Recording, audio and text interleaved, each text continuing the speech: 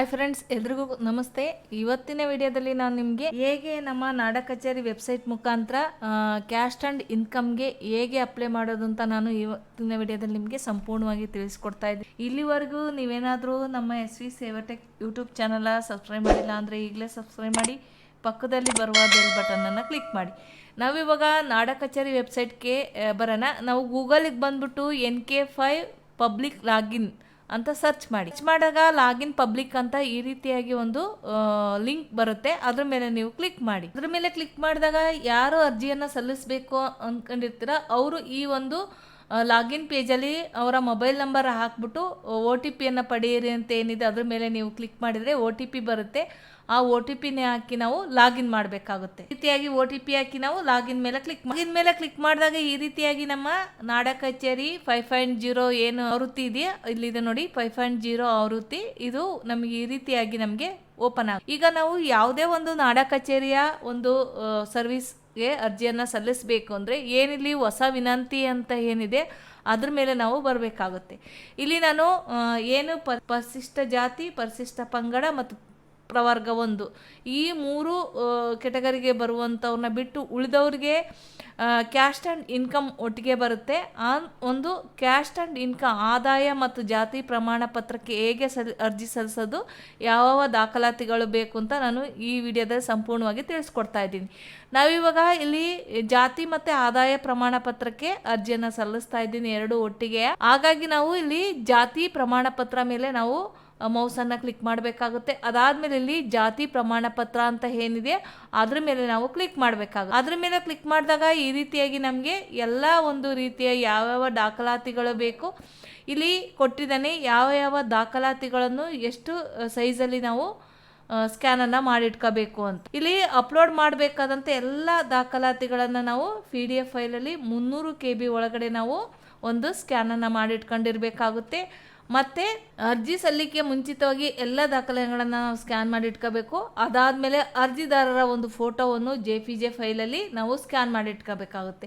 ಇಲ್ಲಿ ಯಾವ್ಯಾವ ದಾಖಲಾತಿಗಳು ಬೇಕು ಅಂದರೆ ನಮಗೆ ಪಡಿತರ ಚೀಟಿ, ಅದನ್ನು ನಾವು ರೇಷನ್ ಕಾರ್ಡ್ನ ಸ್ಕ್ಯಾನ್ ಮಾಡಬೇಕಾಗುತ್ತೆ, ಶಾಲಾ ದಾಖಲಾತಿಯನ್ನು ಸ್ಕ್ಯಾನ್ ಮಾಡಬೇಕಾಗುತ್ತೆ, ಮತ್ತು ಏನು ಈ ಒಂದು ಗುರುತಿನ ಚೀಟಿಯಾಗಿ ಆಧಾರ್ ಕಾರ್ಡು ಅನ್ನು ಸ್ಕ್ಯಾನ್ ಮಾಡಬೇಕಾಗುತ್ತೆ. ಮತ್ತು ವಿಳಾಸ ಪುರಾವೆಯಾಗಿ ಕೂಡ ನಾವು ಆಧಾರ್ ಕಾರ್ಡ್, ಬೇರೆ ವೋಟರ್ ID ಈ ರೀತಿಯಾಗಿ ನಾವು ಸ್ಕ್ಯಾನ್ ಮಾಡಿಟ್ಕೊಂಡು ಇರಬೇಕಾಗುತ್ತೆ. ಇಷ್ಟು ದಾಖಲೆಗಳನ್ನು ಯಾವ PDF ಫೈಲಲ್ಲಿ ಆಧಾರ್ ಕಾರ್ಡ್, ರೇಷನ್ ಕಾರ್ಡ್, ಶಾಲಾ ದೃಢೀಕರಣ ಇಷ್ಟು ದಾಖಲೆಗಳನ್ನು ನಾವು PDF ಫೈಲಲ್ಲಿ 300 KB ಒಳಗಡೆ ಸ್ಕ್ಯಾನ್ ಮಾಡಿಟ್ಕೊಂಡಿರಬೇಕು. ಮತ್ತು ಫೋಟೋನ 50 KB ಒಳಗಡೆ ಒಂದು ಸ್ಕ್ಯಾನನ್ನು ಮಾಡಿಟ್ಕೊಂಡಿರಬೇಕಾಗುತ್ತೆ. ಇದಾದಮೇಲೆ ನಾವು ಮುಂದುವರಿಸೋ ಮೇಲೆ ಕ್ಲಿಕ್ ಮಾಡೋಣ. ಮುಂದುವರಿಸೋ ಮೇಲೆ ಕ್ಲಿಕ್ ಮಾಡಿದಾಗ ಈ ರೀತಿಯಾಗಿ ನಮಗೆ ಓಪನ್ ಆಗುತ್ತೆ. ನೀವು ಪಡಿತರ ಚೀಟಿಯನ್ನು ಹೊಂದಿದ್ದೀರಾ ಇದ್ದರೆ ಹೌದು ಅಂತ ಕೊಟ್ಟು ಪಡಿತರ ಚೀಟಿಯನ್ನು ಹಾಕಿ ನೀವು ಮುಂದುವರಿರಿ. ಯಾಕೆಂದರೆ ನಾನು ಹೆಚ್ಚಿನದಾಗಿ ನಾವು ಇಲ್ಲ ಅಂತ ಕೊಟ್ಟರೆ ನಮಗೆ ಆಧಾರ್ ಬೇಸಿಸ್ ಮೇಲೆ ನಾವು ಹಾಕೋದು ಅತಿ ಉತ್ತಮವಾಗಿರುತ್ತೆ. ನಾನು ಇಲ್ಲ ಅಂತ ಕೊಡ್ತಾ ಇದ್ದೀನಿ. ನೀವು ಇದ್ದರೆ ಕೊಟ್ಟು ನೀವು ಮತ್ತೆ ಸೇಮ್ ಪ್ರೋಸೆಸ್ ಇರುತ್ತೆ ಎಲ್ಲದೂ ಕೂಡ.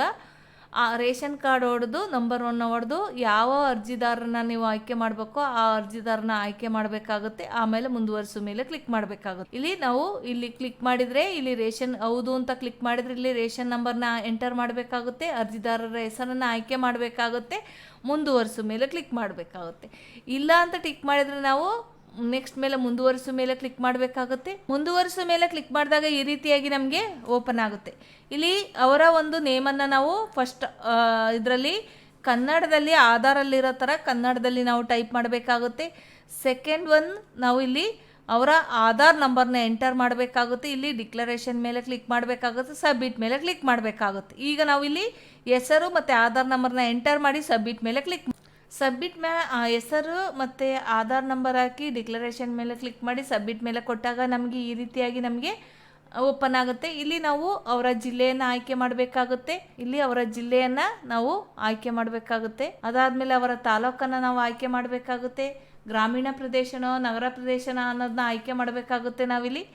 ಅದಾದಮೇಲೆ ಅವರ ಒಂದು ಪಟ್ಟಣ ಯಾವುದಿದೆ ಅದನ್ನು ನಾವು ಇಲ್ಲಿ ಸೆಲೆಕ್ಟ್ ಮಾಡಬೇಕಾಗುತ್ತೆ. ಅದಾದಮೇಲೆ ವಾರ್ಡ್ಗಳನ್ನು ನಾವು ಸೆಲೆಕ್ಟ್ ಮಾಡಬೇಕಾಗುತ್ತೆ. ಅದಾದಮೇಲೆ ಅವರ ಒಂದು ಅರ್ಜಿದಾರರು ಕುಮಾರಿ, ಕುಮಾರ, ಶ್ರೀಮತಿ, ಶ್ರೀ ಈ ರೀತಿಯಾಗಿ ಯಾವುದಿರುತ್ತೋ ಅದನ್ನು ನಾವಿಲ್ಲಿ ಸೆಲೆಕ್ಟ್ ಮಾಡಬೇಕಾಗುತ್ತೆ. ಅದಾದಮೇಲೆ ತಂದೆ ಅಥವಾ ಗಂಡನ ಹೆಸರು ಏನು ಅನ್ನೋದನ್ನ ನೀವು ತಂದೆ ಹೆಸರು ಹಾಕಿರೆ ಬಿನ್ ಹಾಕಬೇಕಾಗುತ್ತೆ, ಅಥವಾ ಗಂಡನ ಹೆಸರು ಹಾಕಿರೆ ಯಾವ್ದು ಇರುತ್ತೋ ಅದನ್ನು ನೀವು ಇಲ್ಲಿ ಸೆಲೆಕ್ಟ್ ಮಾಡಬೇಕಾಗುತ್ತೆ. ಅದಾದಮೇಲೆ ಇಲ್ಲಿ ತಾಯಿ ಹೆಸರನ್ನು ಹಾಕಬೇಕಾಗುತ್ತೆ. ಅದಾದಮೇಲೆ ಇಲ್ಲಿ ವಿಳಾಸವನ್ನು ನಾವಿಲ್ಲಿ ಹಾಕಬೇಕಾಗುತ್ತೆ ಕನ್ನಡದಲ್ಲಿ. ಅದಾದಮೇಲೆ ಇಲ್ಲಿ ಪಿನ್ ಕೋಡನ್ನು ಎಂಟರ್ ಮಾಡಬೇಕಾಗುತ್ತೆ. ಅದಾದಮೇಲೆ ಇಲ್ಲಿ ಮತ್ತೆ ಅವರ ಮೊಬೈಲ್ ನಂಬರ್ನ ಹಾಕಿ OTP ಕಳಿಸಿ ನಾವು ವೆರಿಫೈ ಮಾಡಬೇಕಾಗುತ್ತೆ. ಅದಾದಮೇಲೆ ಇಲ್ಲಿ ನಾವು ಒಂದು ಜಿಮೇಲ್ ID ಕೂಡ ಇಲ್ಲಿ ಹಾಕಿ ವೆರಿಫೈ ಮಾಡಬೇಕಾಗುತ್ತೆ. ಅದಾದಮೇಲೆ ಇಲ್ಲಿ ಮುಂದುವರಿಸು ಮೇಲೆ ಕ್ಲಿಕ್ ಮಾಡಬೇಕಾಗುತ್ತೆ. ಈ ರೀತಿಯಾಗಿ ಎಲ್ಲ ಒಂದು ಡೀಟೇಲ್ಸ್ನ ಫಿಲ್ ಮಾಡಿ ಅವರ ಒಂದು ಮೊಬೈಲ್ OTP ವೆರಿಫೈ ಮಾಡಿ ಜಿಮೇಲ್ ವೆರಿಫೈ ಮಾಡಿ ಸಕ್ಸಸ್ಫುಲಿ ವೆರಿಫೈಡ್ ಅಂತ ಬಂದ ಮೇಲೆ ನೀವು ಮುಂದುವರಿಸು ಮೇಲೆ ಕ್ಲಿಕ್ ಮಾಡಬೇಕಾಗುತ್ತೆ. ಮುಂದುವರಿಸು ಮೇಲೆ ಕ್ಲಿಕ್ ಮಾಡಿದಾಗ ಈ ರೀತಿಯಾಗಿ ನಮಗೆ ಓಪನ್ ಆಗುತ್ತೆ. ಇಲ್ಲಿ ವರ್ಗಗಳನ್ನು ನಾವಿಲ್ಲಿ ಸೆಲೆಕ್ಟ್ ಮಾಡಬೇಕಾಗುತ್ತೆ. ಪ್ರವರ್ಗ 1 to 8 ಅವರು ಯಾವ ಒಂದು ವರ್ಗಕ್ಕೆ ಸೇರ್ತಾರೋ ಆ ಒಂದು ವರ್ಗವನ್ನು ನಾವಿಲ್ಲಿ ಸೆಲೆಕ್ಟ್ ಮಾಡಬೇಕಾಗುತ್ತೆ.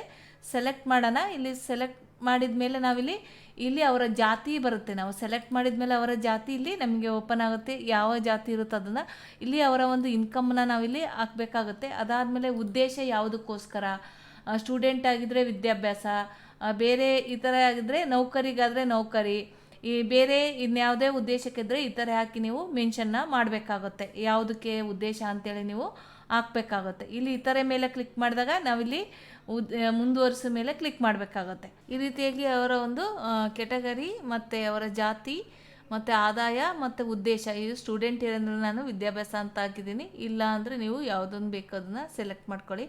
ಅದಾದಮೇಲೆ ಮುಂದುವರಿಸೋ ಮೇಲೆ ಕ್ಲಿಕ್ ಮಾಡಿದಾಗ ಈ ರೀತಿಯಾಗಿ ನಮಗೆ ಓಪನ್ ಆಗುತ್ತೆ. ಒಂದು ಫೋಟೋವನ್ನು ನಾವಿಲ್ಲಿ ಅಪ್ಲೋಡ್ ಮಾಡಬೇಕಾಗುತ್ತೆ. ಅದಾದಮೇಲೆ ಶಾಲಾ ದಾಖಲೆಯನ್ನು ನಾವಿಲ್ಲಿ ಅಪ್ಲೋಡ್ ಮಾಡಬೇಕಾಗುತ್ತೆ. ಅದಾದಮೇಲೆ ಪಡಿತರ ಚೀಟಿಯನ್ನು ನಾವಿಲ್ಲಿ ಅಪ್ಲೋಡ್ ಮಾಡಬೇಕಾಗುತ್ತೆ. ಇಲ್ಲಿ ಚೂಸ್ ಫೈಲ್ ಮೇಲೆ ಕ್ಲಿಕ್ ಮಾಡಿದ ಮೇಲೆ 300 KB ಒಳಗಡೆ ಇರಬೇಕು, ಇಲ್ಲಿ ತೋರಿಸ್ತಾ ಇದ್ದಾನೆ ನೋಡಿ. ಅದಾದಮೇಲೆ ಅಪ್ಲೋಡ್ ಫೈಲ್ ಡಾಕ್ಯುಮೆಂಟ್ಸ್ ಮೇಲೆ ಕ್ಲಿಕ್ ಮಾಡಿ. ನಾನು ಇವಾಗ ತೋರಿಸ್ತೀನಿ ನಿಮಗೆ. ಅದಾದಮೇಲೆ ಇಲ್ಲಿ ಏನು ಗುರುತಿನ ಚೀಟಿ, ವಿಳಾಸ ಇಷ್ಟು ನಾವಿಲ್ಲಿ ಅಪ್ಲೋಡ್ ಮಾಡಬೇಕಾಗುತ್ತೆ. ಇಲ್ಲಿ ನಾನು ಈಗ ಒಂದು ಫೋಟೋನ ಅಪ್ಲೋಡ್ ಮಾಡ್ತಾ ಇದ್ದೀನಿ. ನಾವು ಇವಾಗ ಒಂದು ಫೋಟೋನ ಅಪ್ಲೋಡ್ ಮಾಡಿದ್ದೀವಿ. ಅದಾದಮೇಲೆ ನಾವಿಲ್ಲಿ ಶಾಲೆಯ ದೃಢೀಕರಣವನ್ನು ನಾವಿಲ್ಲಿ ಅಪ್ಲೋಡ್ ಮಾಡಬೇಕಾಗುತ್ತೆ. ಈ ರೀತಿಯಾಗಿ ದೃಢೀಕರಣವನ್ನು ಅಪ್ಲೋಡ್ ಮಾಡಿ ಅಪ್ಲೋಡ್ ಡಾಕ್ಯುಮೆಂಟ್ಸ್ ಮೇಲೆ ಕ್ಲಿಕ್ ಮಾಡಬೇಕಾಗುತ್ತೆ. ಇಲ್ಲಿ PDF ಫೈಲ್ ಅಪ್ಲೋಡೆಡ್ ಅಂತ ಬರಬೇಕು. ಅದು 300 KB ಒಳಗಡೆ ಇದ್ದರೆ ಈ ರೀತಿ ಬರುತ್ತೆ. ಇಲ್ಲಾಂದರೆ ಮೋರ್ ದ್ಯಾನ್ ಸೈಜ್ ಅಂತ ಬರುತ್ತೆ. ನೀವು ಸೈಜನ್ನು ರೆಡ್ಯೂಸ್ ಮಾಡಬೇಕಾಗತ್ತೆ. ಹೋದ ವಿಡಿಯೋದಲ್ಲಿ ಒಂದು ರೆಡ್ಯೂಸ್ ಯಾವ ರೀತಿ ಮಾಡೋದಂತ ನೋಡಿದ್ದೀನಿ, ಆ ವಿಡಿಯೋದಲ್ಲಿ ನೀವು ನೋಡ್ಕೊಳ್ಳಿ. ಅದಾದಮೇಲೆ ನಾವಿಲ್ಲಿ ಪಡಿತರ ಚೀಟಿಯನ್ನು ಅಪ್ಲೋಡ್ ಮಾಡಬೇಕಾಗುತ್ತೆ. ಪಡಿತರ ಚೀಟಿ ಅಂದರೆ ರೇಷನ್ ಕಾರ್ಡ್ನ ನಾವಿಲ್ಲಿ ಅಪ್ಲೋಡ್ ಮಾಡಬೇಕಾಗುತ್ತೆ. ಅಪ್ಲೋಡ್ ಆದಮೇಲೆ ನಾವಿಲ್ಲಿ ಅಪ್ಲೋಡ್ ಡಾಕ್ಯುಮೆಂಟ್ ಮೇಲೆ ಕ್ಲಿಕ್ ಮಾಡಬೇಕಾ ಕೂಡ ಅಪ್ಲೋಡೆಡ್ ಆಯಿತು. ಇಲ್ಲಿ ವಿಳಾಸ ಅಂದರೆ ನಾವಿಲ್ಲಿ ಆಧಾರ್ ಕಾರ್ಡ್ನ ಅಪ್ಲೋಡ್ ಮಾಡೋಣ. ಅದಾದಮೇಲೆ ಇಲ್ಲಿ ಗುರುತಿನ ಚೀಟಿನೂ ಕೂಡ ನಾನು ಆಧಾರ್ ಕಾರ್ಡ್ನ ಅಪ್ಲೋಡ್ ಮಾಡ್ತಾ ಇದ್ದೀನಿ. ಎಲ್ಲ ಫೈಲ್ಗಳನ್ನು ಅಪ್ಲೋಡ್ ಮಾಡಿದ ಮೇಲೆ ಸಲ್ಲಿಸು ಮೇಲೆ ಕ್ಲಿಕ್ ಮಾಡೋಣ. ಸಲ್ಲಿಸು ಮೇಲೆ ಕ್ಲಿಕ್ ಮಾಡಿದಾಗ ಈ ರೀತಿಯಾಗಿ ನಮಗೊಂದು RD ನಂಬರ್ ಜನ್ರೇಟ್ ಆಗುತ್ತೆ. ಇದನ್ನು ನೀವು ಸೇವ್ ಮಾಡಿ ಇಟ್ಕೋಬೇಕಾಗುತ್ತೆ. ಸೇವ್ ಮಾಡಿ ಓಕೆ ಮೇಲೆ ಕ್ಲಿಕ್ ಮಾಡಿ. ಓಕೆ ಮೇಲೆ ಕ್ಲಿಕ್ ಮಾಡಿದಾಗ ಈ ರೀತಿಯಾಗಿ ನಮಗೊಂದು ಡೀಟೇಲ್ಸ್ ಎಲ್ಲ ಬರುತ್ತೆ. ಅದಾದಮೇಲೆ ಇಲ್ಲಿ ಈ ಸೈನ್ ಇನ್ ಮುಂದುವರಿಸೋ ಮೇಲೆ ಕ್ಲಿಕ್ ಮಾಡಬೇಕಾಗುತ್ತೆ. ನಾವು ಈ ಸೈನ್ ಇನ್ ಮುಂದುವರಿಸೋ ಮೇಲೆ ಕ್ಲಿಕ್ ಮಾಡಿದಾಗ ಇದ್ರ ಮೇಲೆ ಕ್ಲಿಕ್ ಮಾಡೋಣ. ಈ ಸೈನ್ ಇನ್ ಮೇಲೆ ಕ್ಲಿಕ್ ಮಾಡಿದಾಗ ಈ ರೀತಿಯಾಗಿ ಯಾರ ಒಂದು ಅರ್ಜಿಯನ್ನು ಸಲ್ಲಿಸ್ತಾ ಇರ್ತೀವೋ ಅವರ ಒಂದು ಆಧಾರ್ ನಂಬರ್ನ ಹಾಕಿ ಇಲ್ಲಿ ಗೆಟ್ OTP ಕೊಟ್ಟು ನಾವು OTPನ ಎಂಟರ್ ಮಾಡಿ ಇಲ್ಲಿ ಇಲ್ಲಿ ಡಿಕ್ಲರೇಷನ್ ಮೇಲೆ ಕ್ಲಿಕ್ ಮಾಡಿ ಸಬ್ಮಿಟನ್ನು ನಾವು ಮಾಡಬೇಕಾಗುತ್ತೆ. ಈ ರೀತಿ OTP ಹಾಕಿ ನಾವು ಸಬ್ಮಿಟ್ ಮೇಲೆ ಕ್ಲಿಕ್ ಮಾಡಿ. ಈ ರೀತಿಯಾಗಿ ರೀಡೈರೆಕ್ಟ್ ಆಗುತ್ತೆ, ನೀವು ವೆಯ್ಟ್ ಮಾಡಬೇಕಾಗುತ್ತೆ. ಈ ಸೈನ್ ಇನ್ ಆದಮೇಲೆ ನಮಗೆ ಹಣ ಪಾವತಿಸಲು ಮುಂದುವರಿಸಿ ಅಂತ ಬರುತ್ತೆ. ನಾವು ಇವಾಗ ಒಂದು ಫೀಸನ್ನು 40 rupees ಫೀಸನ್ನು ನಾವಿಲ್ಲಿ ಪೇ ಮಾಡಬೇಕಾಗುತ್ತೆ. ಇಲ್ಲಿ ಹಣ ಪಾವತಿಸಲು ಮುಂದುವರಿಸೋ ಮೇಲೆ ಕ್ಲಿಕ್ ಮಾಡಿದಾಗ ಈ ರೀತಿಯಾಗಿ ನಮಗೆ ಒಂದು ಓಪನ್ ಆಗುತ್ತೆ. ಇಲ್ಲಿ ನಾವು ಕೆಳಗಡೆ ಬಂದಿರುವಂಥ ಡಿಕ್ಲರೇಷನ್ ಮೇಲೆ ಕ್ಲಿಕ್ ಮಾಡಿ ಫೋನ್ಪೇ ಅಂತ ಏನಿರುತ್ತೆ ಅದ್ರ ಮೇಲೆ ನೀವು ಕ್ಲಿಕ್ ಮಾಡಿ. ಅದ್ರ ಮೇಲೆ ಕ್ಲಿಕ್ ಮಾಡಿದಾಗ ಈ ರೀತಿಯಾದ ಒಂದು QR ಕೋಡ್ ಜನ್ರೇಟ್ ಆಗುತ್ತೆ. ಇದನ್ನು ಸ್ಕ್ಯಾನ್ ಮಾಡಿ ನಾವು 40 rupeesನ ಪೇ ಮಾಡಬೇಕಾಗುತ್ತೆ. ಪೇ ಮಾಡಿದ ಮೇಲೆ ಈ ರೀತಿಯಾಗಿ ಏನಾದರೂ ನಿಮಗೆ ಎರರ್ ಬಂದರೆ ನಿಮಗೆ ಪೇ ಸಕ್ಸಸ್ಫುಲಿ ಆಗಿರುತ್ತೆ. ನೀವು ಯಾವ ರೀತಿ ಮತ್ತೆ ನಾವು ಪೇ ಆಗಿದ್ದನ್ನು ಡೌನ್ಲೋಡ್ ಮಾಡೋದಂತ ನಾನು ನಿಮಗೆ ತಿಳಿಸ್ಕೊಡ್ತೀನಿ. ಈಗ ಮತ್ತೆ ಲಾಗಿನ್ ಪೇಜ್ಗೆ ಹೋಗಿ ನಾವು ಲಾಗಿನ್ ಆದರೆ ನಮಗೆ ಮತ್ತೆ ಅಲ್ಲಿ ಡೌನ್ಲೋಡ್ ಆಪ್ಷನ್ ಇರುತ್ತೆ. ನಾವು ಡೌನ್ಲೋಡ್ ಮಾಡೋಣ. ಇವಾಗ ಲಾಗಿನ್ ಪೇಜ್ಗೆ ಹೋಗೋಣ. ಇಲ್ಲಿ ನಾವು ಗೂಗಲಿಗೆ ಹೋಗಿ ಏನು NK5 ಲಾಗಿನ್ ಮಾಡೋಣ. ಇವಾಗ ಮತ್ತೆ ಈ ರೀತಿ ಮೊಬೈಲ್ ನಂಬರ್ ಹಾಕಿ NK5 ಲಾಗಿನ್ ಮಾಡೋಣ.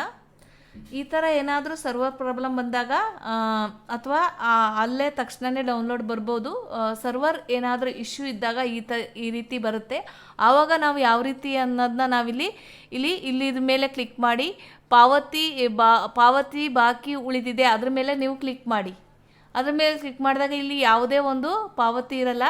ನಾವು ಅದ್ರ ಮೇಲೆ ಕ್ಲಿಕ್ ಮಾಡಿ ಇಲ್ಲಿ ಅರ್ಜಿಯ ಸ್ಥಿತಿಯನ್ನು ಪಡೆಯಿರಿ. ಅದ್ರ ಮೇಲೆ ಒಂದ್ಸತಿ ನೀವು ಪಾವತಿ ಯಾವುದಾದ್ರೂ ಬಾಕಿ ಇದೆಯಾ ಇಲ್ವಾ ಅನ್ನಲಿಕ್ಕೆ ನೀವು ಸಕ್ಸಸ್ಫುಲಿ ಆಗಿದೆ ಅನ್ನೋದಕ್ಕೆ ಈ ರೀತಿಯಾಗಿ ನಾವು ಬಾಕಿ ಉಳಿದಿದೆ ಅದ್ರ ಮೇಲೆ ಕ್ಲಿಕ್ ಮಾಡಿ ನೋಡ್ಬೋದು. ಯಾವುದು ಇಲ್ಲ ಅಂತ ತೋರಿಸ್ತು. ಅದಾದಮೇಲೆ ನಾವು ಅರ್ಜಿಯ ಸ್ಥಿತಿಯನ್ನು ಪಡೆಯಿರಿ ಅಂತ ಏನಿರುತ್ತೋ, ನಾವೇನು ಆರ್ ಡಿ ನಂಬರ್ನ ನಾವು ಸೇವ್ ಮಾಡಿಟ್ಕೊಂಡಿರ್ತೀವಿ ಆ ಆರ್ ಡಿ ನಂಬರ್ನ ನಾವಿಲ್ಲಿ ಎಂಟರ್ ಮಾಡಬೇಕಾಗುತ್ತೆ. ಎಂಟರ್ ಮಾಡಿದ ಮೇಲೆ ಚೆಕ್ ಸ್ಟೇಟಸ್ ಮೇಲೆ ಕ್ಲಿಕ್ ಮಾಡಿ. ಇಲ್ಲಿ ನೋಡಿ ಸ್ವೀಕರಿಸಿದೆ ಅಂತ ಬರುತ್ತೆ. ನೀವು ಕೆಳಗಡೆ ಬಂದರೆ ಇಲ್ಲಿ ನಾವು ಸೈನ್ಡ್ ಅಪ್ಲಿಕೇಶನ್ ಅಂತ ಒಂದು ಇದಿರುತ್ತೆ, ಅದ್ರ ಮೇಲೆ ನೀವು ಕ್ಲಿಕ್ ಮಾಡಿ. ಅದ್ರ ಮೇಲೆ ಕ್ಲಿಕ್ ಮಾಡಿದಾಗ ಈ ರೀತಿಯಾಗಿ ಒಂದು ಅರ್ಜಿ ಫಾರಮ್ ನಮಗೆ ಜನ್ರೇಟ್ ಆಗಿರುತ್ತೆ. ನೀವು ಡೌನ್ಲೋಡ್ ಮಾಡ್ಕೋಬೇಕಾಗುತ್ತೆ. ಈ ರೀತಿಯಾಗಿ ನೀವೇನಾದರೂ ಇಲ್ಲಿವರೆಗೂ ಕೂಡ ನಮ್ಮ SV ಸೇವಾಟೆಕ್ ಯೂಟ್ಯೂಬ್ ಚಾನಲ್ನ ಸಬ್ಸ್ಕ್ರೈಬ್ ಮಾಡಿಲ್ಲ ಅಂದರೆ ಈಗಲೇ ಸಬ್ಸ್ಕ್ರೈಬ್ ಮಾಡಿ, ಪಕ್ಕದಲ್ಲಿ ಬರುವ ಬೆಲ್ ಬಟನನ್ನು ಕ್ಲಿಕ್ ಮಾಡಿ. ಈ ವಿಡಿಯೋವನ್ನು ಕೊನೆವರೆಗೂ ನೋಡಿದ್ದಕ್ಕೆ, ಈ ವಿಡಿಯೋ ನಿಮಗೆ ಇಷ್ಟವಾಗಿದ್ದರೆ ಲೈಕ್ ಮಾಡಿ, ಶೇರ್ ಮಾಡಿ. ಈ ವಿಡಿಯೋವನ್ನು ಕೊನೆವರೆಗೂ ನೋಡಿದ್ದಕ್ಕೆ ನಿಮಗೆ ಧನ್ಯವಾದಗಳು. Thank you.